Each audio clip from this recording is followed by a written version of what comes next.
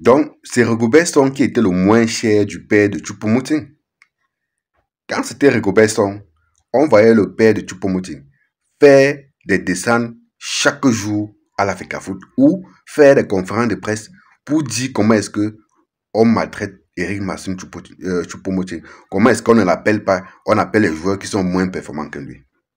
Voilà, depuis que Marc Brice est arrivé, on n'a jamais appelé Choupo-Moting depuis au moins 6 matchs. Pourtant, il est performant. Il est déjà au moins à 10 buts avec les passes décisives en plus. Contrairement à d'autres attaquants qu'on continue d'appeler. Mais depuis là, on n'a même pas entendu le père de Eric Maxime Choupo-Moting faire ce qu'il avait l'habitude de faire quand c'était Rigobert Song. Quand c'était Rigobert Song à la tête de cette élection, il passait son temps à se plaindre sur les plateaux de télé que non, on n'a pas appelé mon fils cette fois-ci, on a appelé les joueurs qui sont moins performants, on laisse Maxime Choupo-Moting comment. Depuis, le gars est devenu aveugle. Le gars n'est donc, c'est comme s'il n'est plus au courant que l'équipe nationale du Cameroun existe encore, comme s'il ne voit pas. Et on a d'ailleurs interrogé Marc Brice sur le cas Choupo-Moting. Il dit qu'il voit ses performances, il voit les buts de Choupo-Moting. Mais sauf qu'il doit faire des choix. Et en plus, Choupo-Moting a 36 ans, c'est ce qu'il dit. Quand il a dit ça, je m'attendais à ce que le père de Eric Massim Choupo-Moting fasse comme il faisait à l'époque de Rigobert Song, qui sortait défendre son fils. Le gars est resté bouche bée. Ah, ok. Les amis, vous comprenez?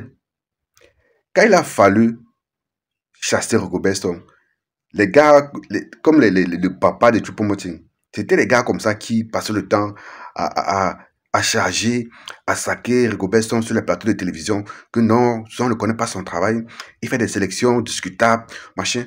Voilà que Choupo-Moting, depuis au moins 6 matchs, on n'a même pas appelé, même présélectionné, on ne l'a pas fait. Mais il n'a jamais rien dit. Pourquoi est-ce qu'il ne parle pas? Pourquoi est-ce qu'il ne parle pas? Pourquoi est-ce qu'il ne parle plus? On a coupé sa langue. Non, vous comprenez que à un moment donné, ce sont tes propres frères qui ne veulent pas de ton bien.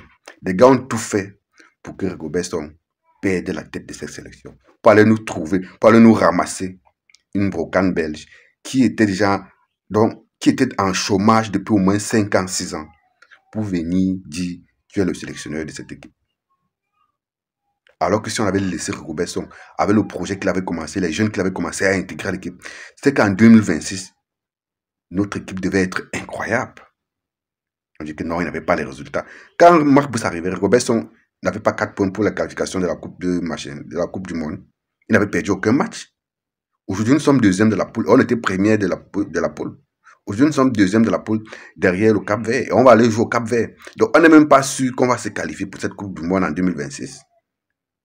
Et ce n'est pas comme ça que Rigobert Song avait des mauvais résultats. Donc, il avait des piétés résultats. Jamais.